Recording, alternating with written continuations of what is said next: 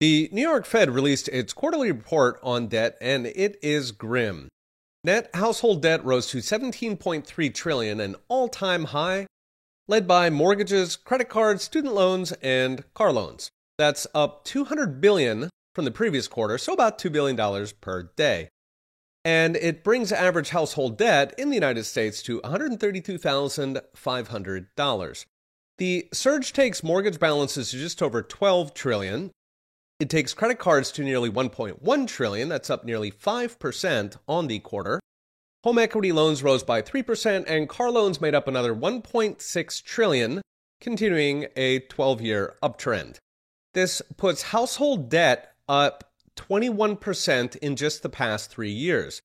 At that pace, it would double household debt every decade, so that 132 would become 265,000 in debt per household. More concerning, the Fed says delinquency rates are rising on everything outside student debt, which is currently in legal limbo. Credit card defaults jumped from 8% to 9.4% last quarter. That is the highest since the peak of the pandemic. And as my colleague E.J. Antoni pointed out, that's the fastest rise since the 2008 crisis.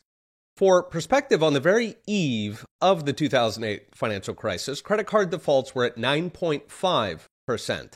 Today, they're at 9.4% and rising fast.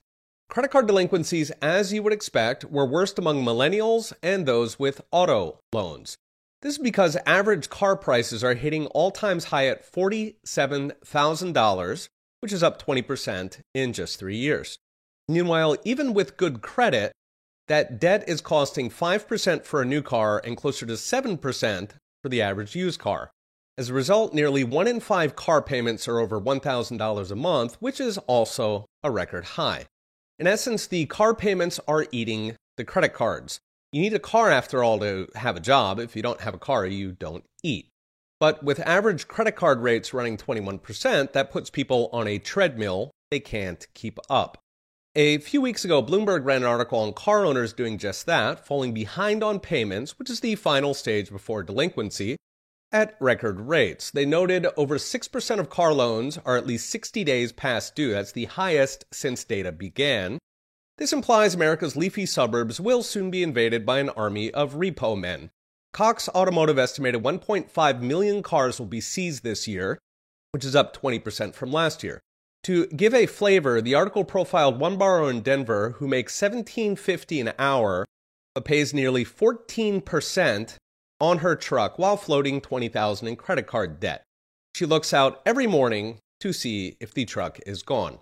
So what's next? Brought to you by Unchained. What's next is with debt soaring even as real incomes go down, millions of Americans are falling into a debt trap. In a recent video, I mentioned the supposed blockbuster GDP numbers built on household debt. With inflation now rising again and jobless numbers grimly trudging up, people are going to have a harder and harder time staying on the treadmill. Many will fall off and lose everything. Okay, we'll be watching. See you next time.